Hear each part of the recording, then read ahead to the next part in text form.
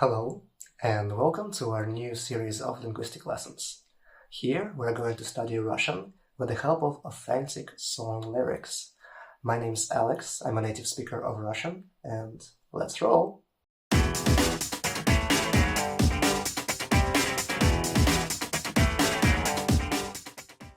So for the first episode, we've chosen a song that many people know and love, Gena's birthday song from the classic Cheburashka cartoon. Many people know it in Russia and abroad, of course. Maybe even heard the song itself. Let's give it a try and see if you recognize it. Пусть бегут неуклюже пешеходы по лужам, а вода по асфальту рекой. И неясно прохожим в этот день непогожий, почему я веселый такой. Ах, я играю на гармошке у прохожих на виду. К сожалению, день рождения только раз в году. One thing that we want to mention here is that right this year, in January, a new movie was released that was mostly inspired by the old cartoon. And this makes the song that we're looking at even more relevant. But there's not the only reason, of course. The song features practical vocabulary as well. Some of the good verbs of motion, I know you know and hate them, and also some birthday vocabulary. We're gonna take a look at that in just a moment. The song is catchy, the song is repetitive, so I'm sure that you're gonna like it even if you haven't heard it before. Let's, just without further ado, start with the analysis and see if we get a new understanding of the song just as we analyze the lyrics. So we're going to analyze the song part by part. We'll start with the first verse, we're going to move into chorus, analyze the second verse, and then the chorus will repeat itself, of course. We will also feature Quizlet cards on top of the translation, and hopefully this will help you not only get some language exposure and culture exposure here in the video, but also after it, when you get back to the song and when you sing it to yourself and when you rehearse the lyrics. Alright. So now let's listen to the first verse of the song. Пусть бегут неуклюже пешеходы по лужам, а вода по асфальту рекой. И неясно прохожим в этот день непогожий, почему я веселый такой. Okay, let's break it down segment by segment. I hope it does not look too difficult. We'll try to make it as easy as possible. Пусть бегут неуклюже. The translation here, and I'll try to be as close to the original as possible. The translation is let them run clumsily. When we have the word пусть, it's usually about letting somebody do something. Бегут is about running. We can see the ending ut, which signifies the plural form of the third person noun. So, the third person verb, of course. We have пусть бегут, let them run, and we have неуклюже, clumsily, an adverb. And why are they running clumsily?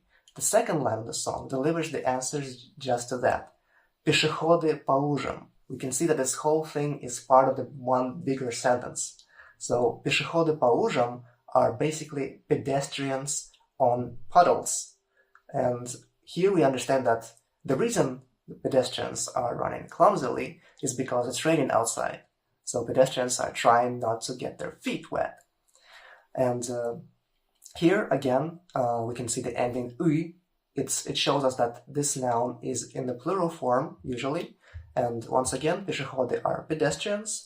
And по лужам, you probably know that in Russian many cases exist, to 6 to be precise. Here, the dative dictates the use of the preposition по чему-то, on something, if we try to use the English translation here, почему-то по лужам. Next line. А вода по асфальту рекой. Okay, here we can see that it's not only the pedestrians that are running, there's also something else, and that something else is вода. water or water, based on the place where you live. So the water is running on asphalt. I'm sure you know the word asphalt. And here the water is compared to an actual river. Whenever we are comparing something to something else in Russian, we will usually use the instrumental case. And here we can see just that the word рекой is used in the instrumental case, and река is river. So рекой is like a river. So let the water run on asphalt like a river. So there's probably quite a lot of water there, which again explains why the pedestrians are so clumsy. Then again, next line, и неясно прохожим. So once again, we have the word pedestrians, прохожие, but in a different form. So maybe you can tell me which case that is. In case you don't, we'll have it on the screen very soon. Прохожие don't know what is going on. They don't realize, the next line, в этот день непогожий, почему я веселый такой? Why I'm so happy, почему я такой веселый? In this непогожий день, in this very sad, grim, and dark day.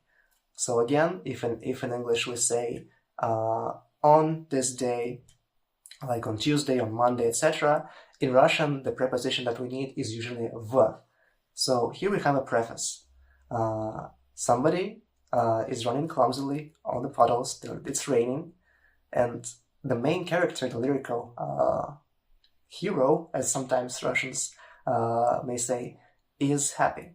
Why? What's going on? Jumping into the chorus. Ах, я играю на гармошке у прохожих на виду. К сожалению, день рождения только раз в году. There's plenty of material here to analyze. The first line goes as «Я играю на гармошке». If you ever played a musical instrument and tried to tell somebody about that in Russian, and I assume that you're studying Russian because you're watching this video, you would know that Russians say играть на чем-то, играть на гитаре, to play the guitar, играть на фортепиано, to play the piano. And similarly, here we have на гармошке. So гармошка is a small cute accordion, obviously. And this guy, the main character of the song, is doing just that. Играет на гармошке.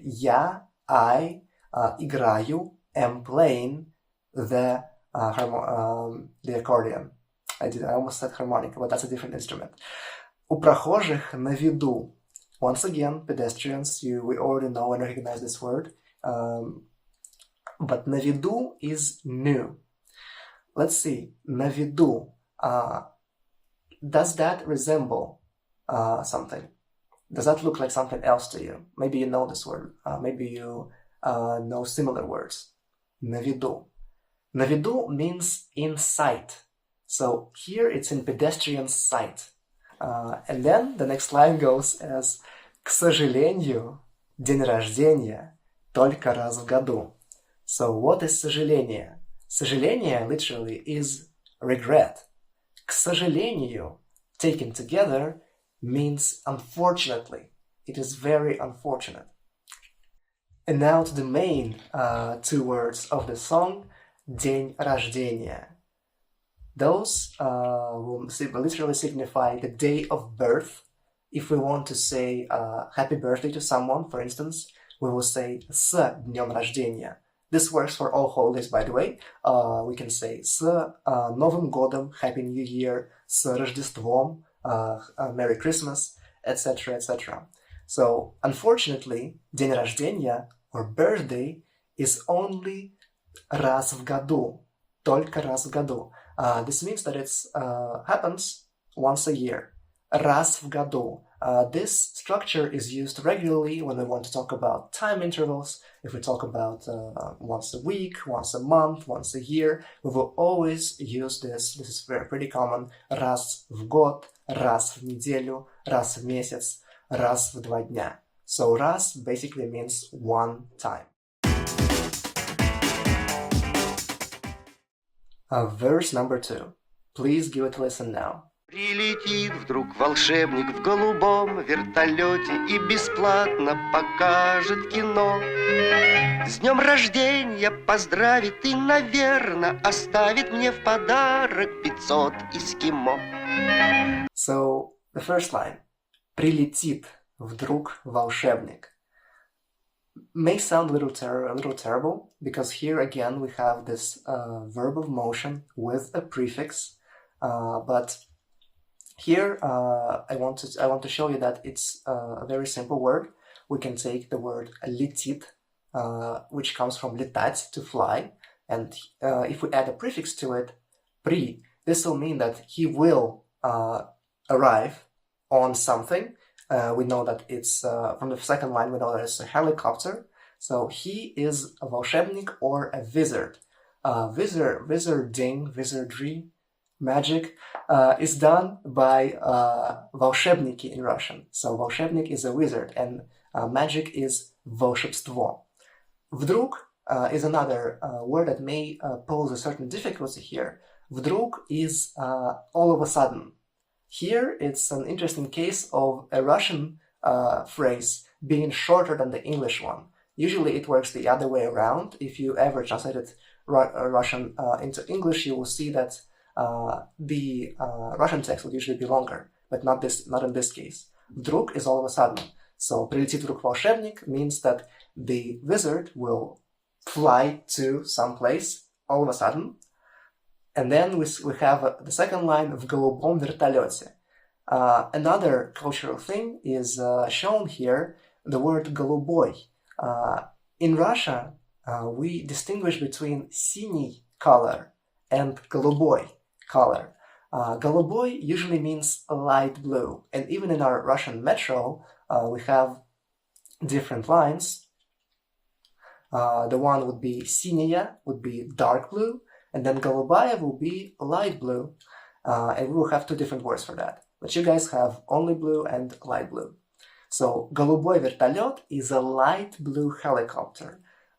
Generally, light blue color is, especially in the childhood, it may be associated with something good, like with the color of the sky, the color of the dream, maybe, and that, of course, creates a positive image for the song as well. Next line. И бесплатно покажет кино. Что такое бесплатно? What is бесплатно? Maybe you've seen this word before, especially if you've been to a Russian-speaking country. Maybe you even love this word, because this word means free. Well, not free in the freedom sense, but free in the sense that we're not paying for something. So here, a wizard is not only flying to us on the light blue helicopter, he, because it's the birthday time, the magical time, he is showing us, показывает, or покажет, we're talking about the future here actually. Бесплатно покажет will show us for free кино. Кино is a word that can signify both one particular film or movie, or just the movie genre, the film art per se. Here, of course, we're talking just about one movie. And of course, watching movies is a very, very enjoyable experience for everyone in the whole world. Now the second part of the second verse. С днем рождения поздравит. Here again we have с днем рождения, happy birthday, but this word поздравит is a new one. Once again, we're talking about the future. We can see that in the ending of the word. If we were talking about the present, we would have something like поздравляет. If we were talking about the past, that would be поздравлял. But here we're talking about the future, and like all of the other verbs, it has this ending or similar ending, it or yet, depending on the case here. Not the grammar case, but just a general situation. So поздравит will basically say a few festive congratulatory words. Поздравит. С днем рождения. He will wish us a happy birthday. And then the second line, и, наверно, оставит. So, и, of course, stands for and. Наверно stands for perhaps or maybe when we are not certain about something. Оставит. Оставит here, once again, future form. Оставлять is the infinitive. Оставлять is to leave. Оставит, he will leave.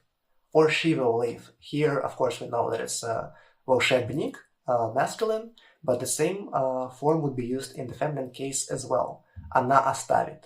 Мама оставит обед. My mom will leave lunch for me, for instance. Then again, line number 3. Мне в подарок 500 эскимо.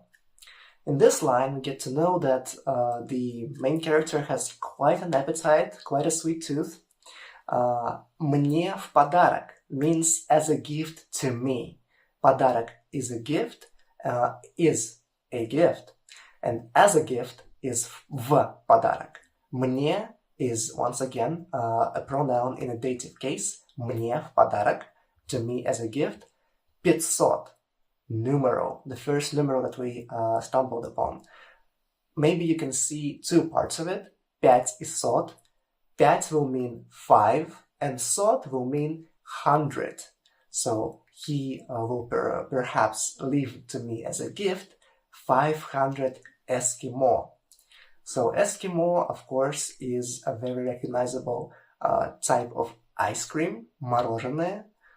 Here we love ice cream just as much as any other country. And of course, Russian kids like it even more.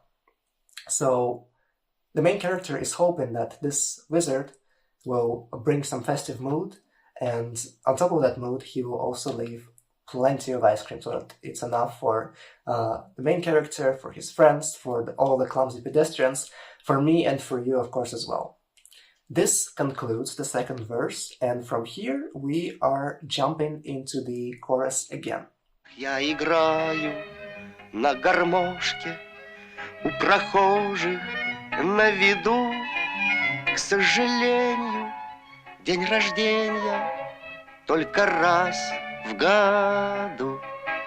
К сожалению, день рождения только раз в году.